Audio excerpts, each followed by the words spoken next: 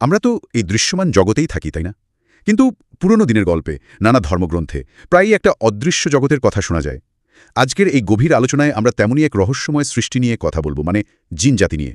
আমাদের হাতে আছে জিন জাতি, সৃষ্টি, প্রকার ও ক্ষমতা বইয়ের কিছু অংশ। আমরা চেষ্টা করব এই লেখাটার উপর ভিত্তি করে জিনদের জগৎ নিয়ে কিছু জরুরি আর ইন্টারেস্টিং তথ্য তুলে আনতে।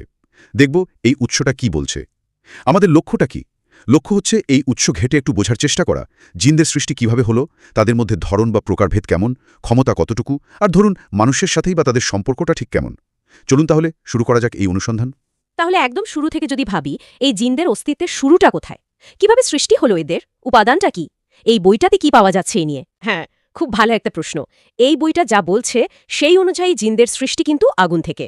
তবে সাধারণ আগুন নয়, এটাকে বলা হচ্ছে মারিজিম মিন্নার, মানে ধোঁয়াহীন আগুনের শিখা, অথবা আগুনের একদম বিশুদ্ধ রূপটা আর কি। ও, আগুন থেকে? মানুষের সৃষ্টির উপাদান তো মাটি, তাই না? মানে একদমই আলাদা। ঠিক তাই, মাটি থেকে পুরো ভিন্ন। কোরআনের সূরা আর রহমানেও কিন্তু এই পার্থক্যের কথা উল্লেখ আছে। তার মানে এই যে সৃষ্টির মূল উপাদানটাই ভিন্ন, মাটি আর আগুন, এটার কারণে কি তাদের স্বভাব, তাদের ক্ষমতা এসবেও বড় পার্থক্য চলে আসে? বইটা কি বলছে কিছু এ ব্যাপারে? হ্যাঁ, বইটাতে এই উপাদানগত পার্থক্যকেই তাদের অনেক বৈশিষ্ট্যের কারণ হিসেবে দেখানো হচ্ছে। মানে আগুনের ধর্মটাই যদি ভাবেন, এর তেজ, এর ছড়িয়ে পড়ার ক্ষমতা, রূপ বদলানোর একটা ব্যাপার থাকে। আবার কিছুটা অদৃশ্যও তো, তাই না? মানে শিখার ভেতনের অংশটা যেমন, এই বইটা ইঙ্গিত দিচ্ছে যে আগুনের এই প্রকৃতিটাই জিনদের কিছু বিশেষ ক্ষমতা দিয়েছে। যেমন ধরুন তাদের খুব দ্রুত এক জায়গা থেকে আরেক জায়গায় যাওয়ার ক্ষমতা, বা এই যে অদৃশ্য থাকার কথা আমরা শুনি, সেগুলোর উৎস হয়তো এই আগুনের উপাদানের মধ্যেই আছে। মানে মাটির যে স্থিরতা আর আগুনের যে চাঞ্চল্য, এই বৈপরীত্যটাই তাদের সত্তায় দেখা যায় বলে মনে করা হচ্ছে এখানে। দারুণ ব্যাখ্যা তো। মানে শুধু কি দিয়ে তৈরি তা নয়, তাদের ভেতরের ধরনটাই আলাদা। আচ্ছা, এই বইতে তো দেখলাম কোরআন আর হাদিসেরও বেশ কিছু রেফারেন্স আছে। ইসলামের মূল গ্রন্থগুলোতে জিনদের নিয়ে ঠিক কি বলা হয়েছে? শুধু কি আছে বলা হয়েছে, নাকি বিস্তারিত কিছু?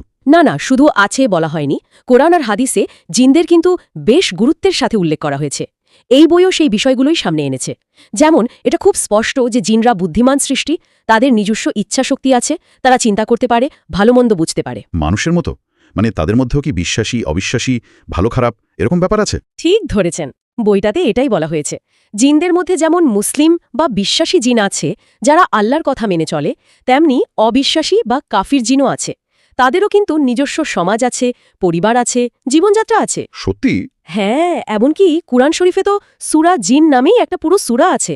সেখানে বলা আছে কিভাবে একদল জিন নবী করিম সাল্লাল্লাহু আলাইহি সাল্লামের মুখে কোরআন শুনে ঈমান এনেছিল এবং নিজেদের লোকদের কাছে ফিরে গিয়ে সেই খবর দিয়েছিল।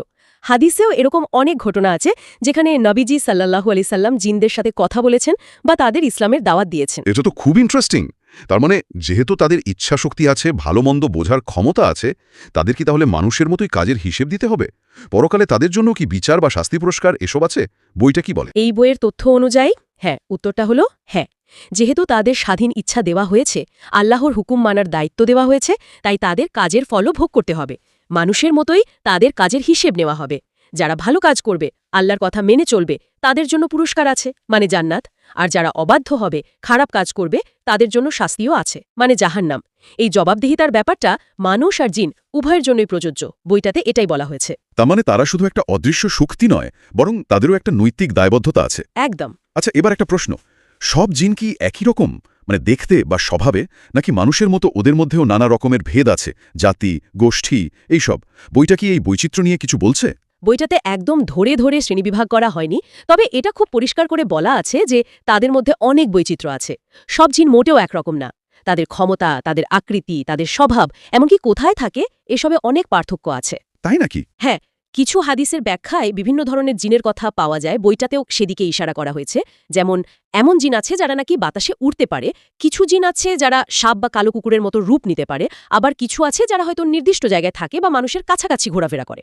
তার মানে জিন বললেই একটা কমন ছবি ভাবাটা ঠিক না, অনেক ভ্যারাইটি আছে। হ্যাঁ, ব্যাপারটা অনেকটা সেরকমই। ধরুন এই বইয়ে শক্তিশালী আর প্রায়শই খারাপ স্বভাবের জিনদের কথাও বলা হয়েছে, যাদের ইফরিত বলা হয়। কোরআনে হজরত সুলাইমান আলাইহিস সালামের ঘটনায় এক ইফরিত জিনের কথা আছে না, যে বিশাল সিংহাসন চোখের পলকে আনার ক্ষমতা রাখত? হ্যাঁ, মনে পড়েছে। তো ওরকম শক্তিশালী যেমন আছে, তেমনি হয়তো অনেক দুর্বল বা কম ক্ষমতার জিনও আছে। কেউ হয়তো ক্ষতি করতে চায়, কেউ হয়তো একদম উদাসীন। তাই জিন একটা ক্যাটাগরি হলেও এর ভেতরে ক্ষমতা, স্বভাব, প্রকারভেদ এসব দিক থেকে অনেক স্তর আর ভিন্নতা আছে। বইটা এই ধারণাই দিচ্ছে। বুঝলাম। আচ্ছা, এই যে এত রকমের জিন, এরা থাকেটা কোথায়? লোকমুখে তো অনেক কিছুই শোনা যায়, পুরনো বাড়ি, জঙ্গল, নদীর ধার, কবরস্থান। এই বইটা কি বলছে তাদের বাসস্থান নিয়ে? এই বইয়ে যা বলা হয়েছে সেটা লোককথার কিছু ধারণার সাথে কিন্তু মিলেও যায়। সাধারণত জিনেরা মানুষের ভিড় এড়িয়ে চলে, নির্জন জায়গায় থাকতে পছন্দ করে। যেমন ধরুন পরিত্যক্ত বাড়িঘর, মরুভূমি, গভীর বন জঙ্গল, পাহাড়ের গুহা, এমনকি আবর্জনা ফেলার জায়গা বা অপরিষ্কার জায়গায়ও থাকতে পারে। এর কারণ হয়তো তারা মানুষের কোলাহল পছন্দ করে না, অথবা তাদের আগুনের প্রকৃতিটাই হয়তো এমন পরিবেশের সাথে বেশি মেলে। অপরিষ্কার জায়গা। ইসলামে তো পরিচ্ছন্নতাকে খুব গুরুত্ব দেওয়া হয়, হয়তো সে কারণেও। হ্যাঁ, সেটাও একটা কারণ হতে পারে। মানে অপরিষ্কার স্থানগুলো হয়তো নেতিবাচক শক্তির জন্য বেশি আকর্ষণীয়। আচ্ছা, আর তাদের ক্ষমতার ব্যাপারটা, এই যে অদৃশ্য থাকা, হুশ করে চলে যাওয়া, এগুলো তো প্রায় গল্পের মতো শোনায়। এই ক্ষমতাগুলো নিয়ে বইটাতে ঠিক কি আছে? এদের পাওয়ারের লিমিট কতটুকু? আর বইটা এ ব্যাপারে কিছু জরুরি তথ্য দেয়। তাদের সবচেয়ে পরিচিত ক্ষমতা হলো অদৃশ্য হয়ে যাওয়াটা। তারা সাধারণত আমাদের দেখতে পায়, কিন্তু আমরা তাদের স্বাভাবিক অবস্থায় দেখি না। এটা তাদের জন্য একটা বড় অ্যাডভান্টেজ। ঠিক। এছাড়া অবিশ্বাস্য দ্রুত গতিতে তারা চলাচল করতে পারে, মানে মানুষের কল্পনারও বাইরে। চোখের পলকে হয়তো 1000 মাইল চলে যেতে পারে। কিছু জিন মানুষের বা অন্য প্রাণীর রূপ ধরতেও পারে বলে বইটাতে উল্লেখ আছে, যদিও সেটা তাদের আসল রূপ না। কিন্তু এই যে ক্ষমতাগুলো, এগুলো কি আনলিমিটেড? মানে তারা যা খুশি তাই করতে পারে? না, এখানেই আসল পয়েন্ট। এই বই অনুযায়ী জিনদের ক্ষমতা যতই অদ্ভুত শোনাক, সেটা কিন্তু অসীম না। তাদের সব ক্ষমতা আল্লাহর দেওয়া এবং তারই নিয়ন্ত্রণে। আল্লাহ যতটুকু ক্ষমতা দিয়েছেন তারা শুধু ততটুকুই ব্যবহার করতে পারে। তার মানে তারা চাইলেই সব পারে না। যেমন ধরুন, তারা ভবিষ্যতের খবর জানে না বা গায়েবের জ্ঞান তাদের নেই। যদিও কিছু মানুষ ভুল করে ঝাড়ফুঁক বা গণনার মাধ্যমে জিনের সাহায্যে ভবিষ্যৎ জানার দাবি করে। হ্যাঁ, এটা শোনা যায় বটে। কিন্তু বইটা জোর দিয়ে বলছে সেটা সম্ভব নয়। তাদের ক্ষমতা লিমিটেড এবং পুরোপুরি আল্লাহর কন্ট্রোলে। তারা চাইলেই কারো ভাগ্য বদলে দিতে পারে না বা আল্লাহর আইনের বাইরে যেতে পারে না। এই যে একটু আগে বলছিলেন মানুষের উপর প্রভাব বিস্তার করার ক্ষমতা আছে, এই বিষয়টা যদি একটু খুলে বলেন। বইতে কি ধরনের প্রভাবের কথা বলা হয়েছে? এটা কি শারীরিক ক্ষতি নাকি মানসিক? এটা নিয়ে কিন্তু অনেকের মনে বেশ ভয় কাজ করে। বইটাতে সরাসরি শারীরিক ক্ষতির ডিটেলস না থাকলেও মূলত মানসিক আর আধ্যাত্মিক প্রভাবের কথাই বেশি বলা হয়েছে। যেমন ধরুন, মানুষের মনে কুমন্ত্রণা দেওয়া, মানে খারাপ কাজের দিকে উস্কানি দেওয়া। ও আচ্ছা। মনে অহেতুক ভয় বা ভীতি তৈরি করা, আল্লাহর স্মরণ বা ইবাদত থেকে মনটাকে সরিয়ে দেওয়া, অথবা মানসিক অস্থিরতা, কনফিউশন তৈরি করা। শয়তান সে তো নিজেও জিন ছিল এবং আল্লাহর অবাধ্য হয়েছিল। তার কাজই তো মানুষকে ভুল পথে নেওয়া। এই ধরনের অদৃশ্য প্রভাব ফেলার ক্ষমতাই তাদের একটা বড় দিক। তার মানে কি তারা চাইলেই যে কারোর উপর প্রভাব ফেলে দিতে পারে, যে কাউকে বিপদে ফেলতে পারে? না, এখানে বইয়ের বক্তব্যটা খুব পরিষ্কার। আল্লাহর অনুমতি ছাড়া বা ধরুন মানুষের নিজের দিক থেকে যদি কোনো দুর্বলতা না থাকে, তাহলে জিনেরা সাধারণত কারোর বড় ক্ষতি করতে পারে না। যাদের ঈমান বা বিশ্বাস শক্ত, যারা নিয়মিত আল্লাহর কাছে আশ্রয় চায়, ইসলামিক নিয়মকানুন মানে, তারা জিনদের এই খারাপ প্রভাব থেকে অনেকটাই নিরাপদ থাকতে পারে। ইসলামে এটাই বিশ্বাস করা হয়। তার মানে আত্মরক্ষার উপায়ও আছে? হ্যাঁ, বইটাতে আত্মরক্ষার জন্য বিভিন্ন দোয়া বা আমলের কথাও বলা হয়েছে, যা জিনের অশুভ প্রভাব থেকে বাঁচাতে সাহায্য করে। মানে ব্যাপারটা একতরফা না, মানুষের নিজের আধ্যাত্মিক শক্তিও এখানে একটা ফ্যাক্টর। তাহলে সব মিলিয়ে মানুষের সাথে জিনদের সম্পর্কটা ঠিক কেমন দাঁড়ালো? এই বই অনুযায়ী এটা কি শুধুই ভয়ের, অবিশ্বাসের, এড়িয়ে চলার সম্পর্ক, নাকি আরও কিছু? বইটা থেকে যা বোঝা যাচ্ছে, সম্পর্কটা আসলে বেশ জটিল, মানে সিম্পল না। একদিকে যেমন খারাপ জিন আছে যারা মানুষের ক্ষতি করতে চায়, ভয় দেখায়, সমস্যা তৈরি করে, এদের থেকেই মূলত ভয়টা আসে। অন্যদিকে যেমনটা আগেই বললাম, বিশ্বাসী আর ভালো জিনও তো আছে। যদিও তারা সাধারণত মানুষের জগৎ থেকে নিজেদের দূরেই রাখে, কিন্তু তারা অকারণে ক্ষতি করে না। ভালো জিনেরা কি মানুষের উপকারও করতে পারে? বইটা কি এরকম কিছু বলা আছে? বইটাতে সরাসরি মানুষের উপকার করার উদাহরণ দেওয়া নেই, তবে যেহেতু তাদের মধ্যে ভালো সত্তা আছে, তাত্ত্বিকভাবে হয়তো সেটা অসম্ভব না। কিন্তু মূল মেসেজটা মনে হয় এরকম যে দুটো জগৎ আসলে আলাদা, আর মানে অদরকারি যোগাযোগ এড়িয়ে চলাই ভালো। আচ্ছা। তাই সম্পর্কটা সরল না। ভয় আছে, অবিশ্বাস আছে, কৌতূহলও আছে। আবার হয়তো আমরা না জেনেই একই পৃথিবীতে একসাথে আছি। জিনদের অস্তিত্বে বিশ্বাস তো মুসলিমদের ইমানেরই একটা অংশ। তাই সম্পর্কটা একেবারে উড়িয়ে দেওয়ার মতো না, বরং সচেতনভাবে বোঝার মতো একটা বিষয়। তাহলে এই যে এত আলোচনা হলো, এই বই থেকে জিনদের সম্পর্কে মূল কি মেসেজটা আমরা নিতে পারি? এই তথ্যগুলো জানার পর একজন মানুষ কি নিয়ে ভাবতে পারে? আমার মনে হয় মূল বার্তাটা হলো, জিন আল্লাহর সৃষ্টির একটা বিশাল অংশ। তারা একটা আলাদা, বুদ্ধিমান প্রজাতি। তাদের নিজস্ব জগৎ আছে, সমাজ আছে, বিশ্বাস, নিয়মকানুন সব আছে। তারা মানুষের চেয়ে আলাদা উপাদান দিয়ে তৈরি, সাধারণত অদৃশ্য, কিন্তু আমাদের জগতের সাথে একেবারে বিচ্ছিন্ন না। তাদের অস্তিত্বকে স্বীকার করা, তাদের ক্ষমতা ও সীমাবদ্ধতা জানা, আর তাদের সম্ভাব্য প্রভাব, ভালো বা মন্দ, সে ব্যাপারে সচেতন থাকা, এটাই এই বইটার মূল ফোকাস মনে হচ্ছে। এটা আমাদের মনে করিয়ে দেয় যে আমরা যা দেখি বা জানি সেটাই সব না।